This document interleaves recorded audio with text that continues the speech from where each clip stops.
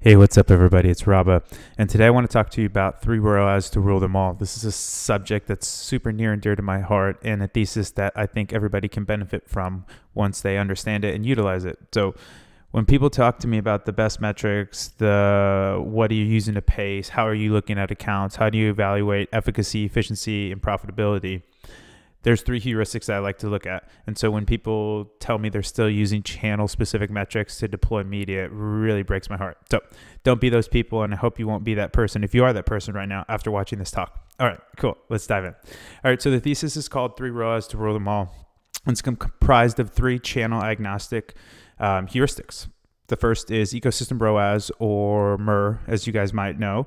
That's going to be total sales over total ad spend. The second is NC ROAS, so that's going to be new customer revenue over total ad spend.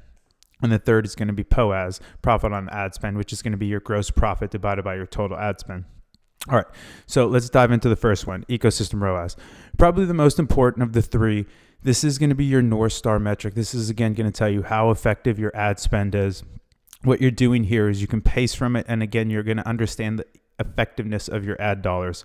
So, for example, if you have a $100,000 goal for the month and you have $10,000 in ad spend, you know that you have to be every day hitting at least a 10 MER or higher to be on pace to hit your performance goals. If you're below 10, you need to either A, cut back spend because you're overspent, or B, launch new creatives or do something else to invigorate the ad account because you're not performing where you need to be.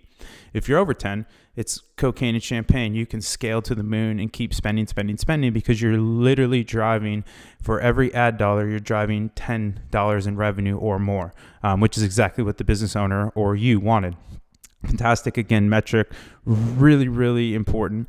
Has some flaws though, and we'll see that as we get into new customer ROAS, because you can have a really high MER, but if your new customer ROAS is really low, all you're doing is wringing a dry towel. You're just activating customers that are already in your pipeline. And paid media is expensive, and you want to use paid media on getting new people in the fold. All right, so again, don't use anything else to drive besides MER in terms of, and a synthesis of new customer ROAS as well as POAS.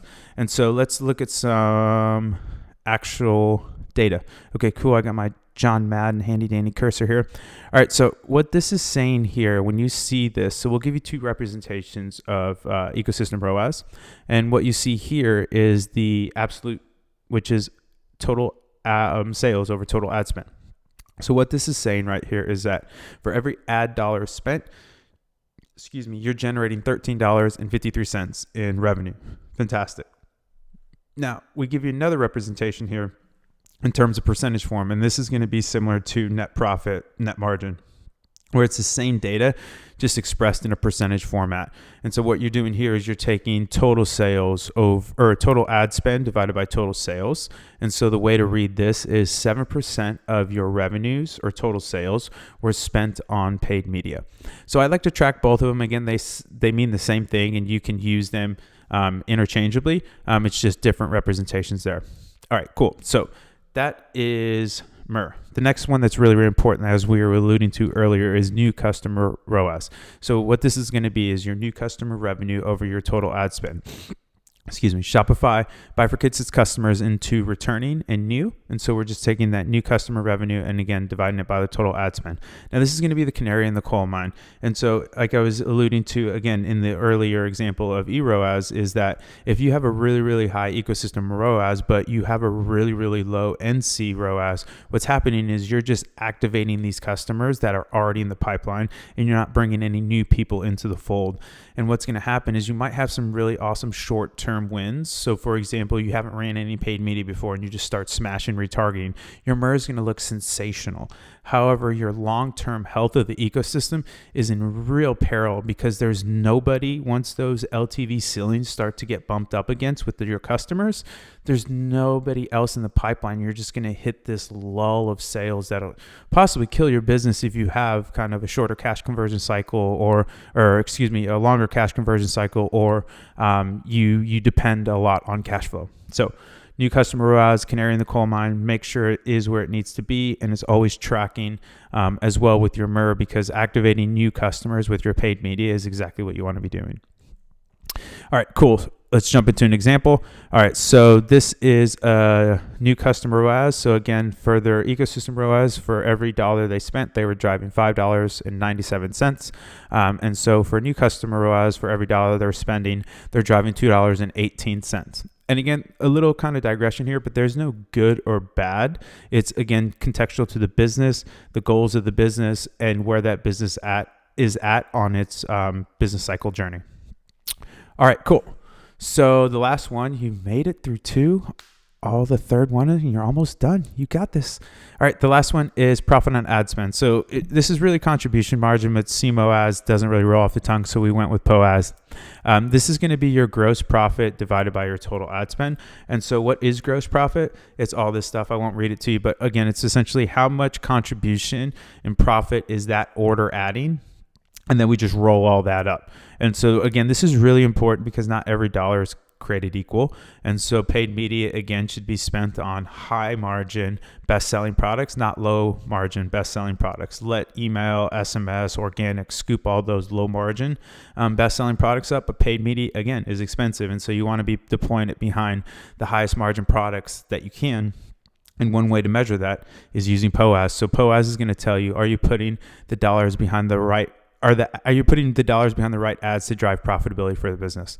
Really, really important metric. All right. And then to look at our POAS here, you're going to see, so again, just running through the 3 ROAS to rule them all. The ecosystem ROAS, for every dollar you're spending, you're driving $9.23. Fantastic. In revenue, for every dollar you're spending, you're driving $3.81 in new customer revenue. Fantastic. And then for every dollar you're spending, you're driving $6.64 in gross profit for the business.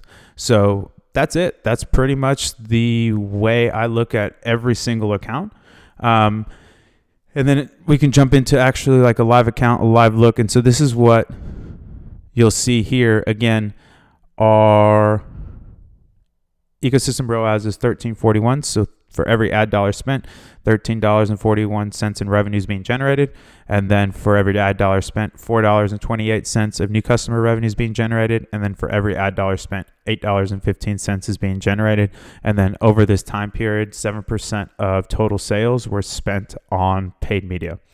So again, a really, really comprehensive, awesome way to look at the health of a marketing ecosystem. You can really easily establish how effective the ad dollars are, how efficient the ad dollars are, and how profitable the ads are in terms of, are you putting the right ad dollars behind the products to drive profitability for that business? So that's it. That's the spiel. You guys made it.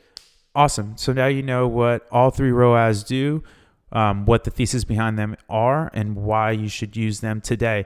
Again, you can do all this through spreadsheets and all this nonsense, but I personally prefer, obviously, Triple Whale. It does all the data blending for you. So even if you bring on more channels, so say you start to activate Pinterest, Snapchat, what have you, it's all rolled up into your dashboard. You don't have to do anything. All you do is add the channel, and then automatically all this data is calculated for you. All the deltas are right there.